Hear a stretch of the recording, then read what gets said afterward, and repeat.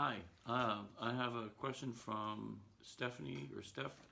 And her question is, what it's like to take a flood dose? So essentially, what it's like to take a flood dose. Depending on the extract and how much you're taking, with root all the way up to HCl, it's all in your dosage.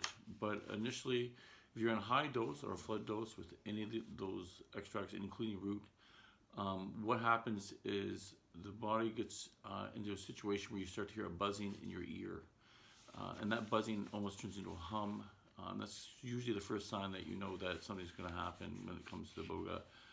And you'll just want to just go lay down at that point, because within that time period soon after, a taxi is going to kick in. And a taxi is essentially like having your inner ear go out. So you'll have no hand-eye coordination. You'll have trouble getting up off a bed or off of anything to go use the washroom.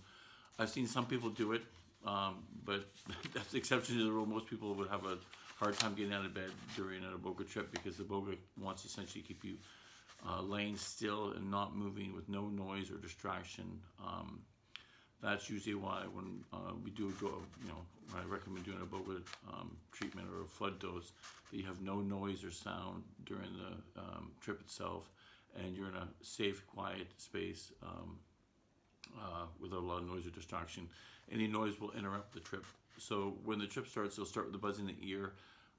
If the person has their eyes covered and eyes closed, it won't really matter either way if your eyes are open. If your eyes are open, you'll see little movie screens go in front of you, between you and what you're looking at. And it's one of those situations where the more intensely you look at the image, the quicker it moves in front of you.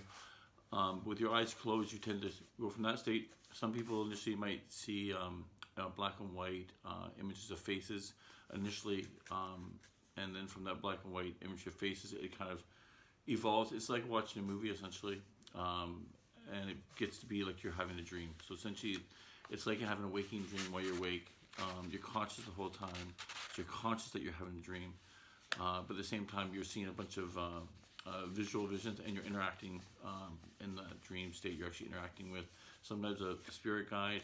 This is a black gentleman that sometimes shows up in around 70% of the people that I talk to. Not everybody sees them in that form.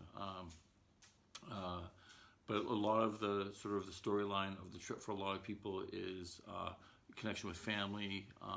If you want to say village, sometimes the guide might teach them how to hunt or fish, or in particular, a lot of people are taught how to dance. I think these are all metaphors for other things that are going on in their life, obviously. But it's kind of a random information download. So it's a dream that you have some control over. You're not really, when you first start, are aware of, but it's like watching a movie essentially, and you keep your eyes closed and you go into like a trance state. You're awake. You can come out every time you want, but you are in a trance state for that period. And the more quiet you are, the more still you are. It's just like letting the movie play through. It lasts in real time with 6 to 8 hours, but when you're under that state of the Iboga, you don't really have a really proper sense of time. You don't know if it's been 2 days or 2 minutes. It doesn't. You don't have a sense of time. It's like waking up from a dream. You're not sure how long you've been down for, or any of that stuff. It is a dream, so when you do come out of it, when it's over, you start to, it's like a dream. It depends on the person. Some people start losing memory of the dream and the trip. It's not really that important to remember the trip. Some people during the trip will talk to dead relatives and connect with, I've had people, even who have past life regressions during a trip. I find with opiates and benzos, and with PTSD, people have more intense trips. That's just been something I've noticed. And yeah, the outcome of it is essentially that you have these visions, and then after about a 24-hour period, we reflect on the visions, and you just kind of lay and chill and not interact with people and not distract yourself and just sort of recover from it. It's like having an exorcism when you're taking Iboga. Your whole body is detoxing. All your receptors are getting reset and repaired. So it's like huge healing, like an epidemic of healing going on. There's so much healing happening at once that your body gets overwhelmed and sensory overwhelmed. And you have that conversation with the Iboga for that 24-hour period after the trip. So that's the normal period for that to happen.